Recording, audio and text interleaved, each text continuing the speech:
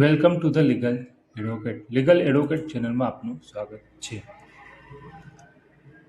આજે આપણે જોઈશું ધરપકડ અરેસ્ટ વિશે. 5 ફેબ્રુઆરી 2026ના સુપ્રીમ કોર્ટે જણાવ્યું કે 7 વર્ષથી ઓછી સજાના ગુનામાં નોટિસ આપવી ફરજિયાત હોય છે. ધરપકડ એ અપવાદ છે, નિયમ નથી. એટલે કે ધરપકડ કરવી એ સામાન્ય બાબત નથી, તે છેલ્લો વિકલ્પ છે. આ વાત જેને સજા 7 વર્ષ કે તેથી ઓછી હોય તેમાં લાગુ પડે છે. સામાન્ય રીતે પોલીસે ધરપકડ ન કરવી જોઈએ. એના બદલે સેક્શન 35(3) હેઠળ નોટિસ આપવી ફરજિયાત છે. કલમ 35(3) હેઠળ નોટિસ.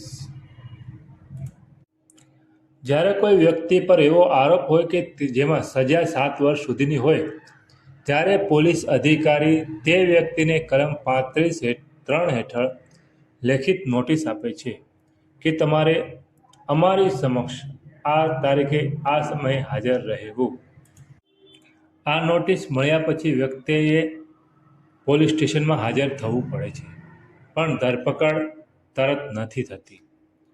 જો વ્યક્તિ નોટિસનું પાલન કરે અને તપાસમાં પોલીસને સહકાર આપે તો પોલીસ તેની ધરપકડ કરી શકતી નથી. જ્યાં સુધી કોઈ ખાસ કારણ ના હોય ત્યાં સુધી તેની અટકાયત ગેરકાયદેસર ગણાશે.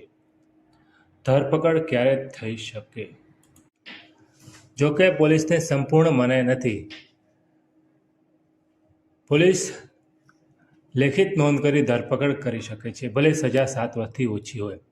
જો આરોપી ફરી ગુનો કરે તેવી શક્યતા હોય, જો આરોપી પુરાવા સાથે ચેડા કરે, જો આરોપી સાક્ષીઓને ધમકાવે કે ફોડવાનો પ્રયાસ કરે, આરોપી કોર્ટમાં હાજર ના રહે તેવી શક્યતા હોય, ભાગી જવાની શક્યતા, જો આરોપી નોટિસનું પાલન ના કરતો હોય.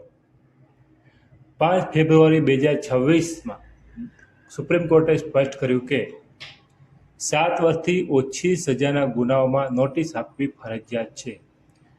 ધરપકડ એ અંતિમ વિકલ્પ છે, સામાન્ય રીતે નહીં.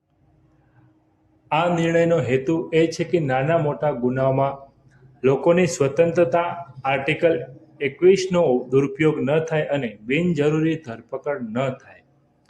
સરળ શબ્દોમાં, નાના ગુનામાં પહેલા નોટિસ આપો, ધરપકડ છેલ્લે કરજો. આ સુપ્રીમ કોર્ટનો નવો નિયમ છે. સત્યેન્દ્ર કુમાર અંટિલ વી સીબીઆઈ ના કેસમાં સુપ્રીમ કોર્ટે નિર્ણય આપેલો છે. 7 વર્ષ સુધીની સજામાં ધરપકડ ટાળવી અને કલમ 41A CRPC હવે 35 BNSS હેઠળ નોટિસ આપવી ફરજિયાત છે. ધરપકડ અપવાદ છે, સામાન્ય નિયમ નથી. વ્યક્તિગત સ્વતંત્રતા કલમ 21નું રક્ષણ કરવું જરૂરી છે. અર્નેશ કુમાર વી બિહાર રાજ્યના ચુકાદાનું પાલન કરવું જોઈએ. Thank you for watching this video. આવા જ બીજા વિડીયો જોવા માટે તમે અમારી ચેનલ સબસ્ક્રાઈબ કરી શકો છો અને કોઈ પ્રશ્ન હોય તો કોમેન્ટમાં જણાવી શકો છો. Thank you. આભાર.